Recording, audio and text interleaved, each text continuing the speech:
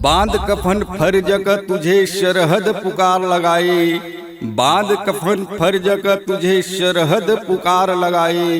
पवन सा छा जाओ तुम सांस थम ना पाए, पवन सा छा जाओ तुम सांस थम ना पाए।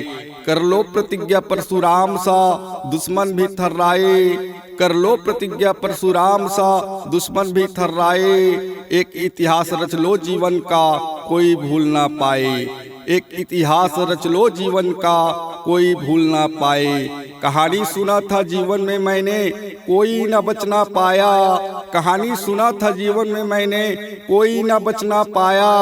अपने तो अपने हैं भाई दुश्मन है पराया, अपने तो अपने हैं भाई दुश्मन है पराया। एक बार आंख दिखाता तुम्हें, एक बार आंख दिखाता तुम्हें 100 मार के लाओ तुम। हर अंधेरों में होता एक उजाला, एक दीप बन जाओ तुम। सिंह सा दहाड़ो तुम सियाल जान बचाएगा, सिंह सा दहाड़ो तुम सियाल जान बचाएगा।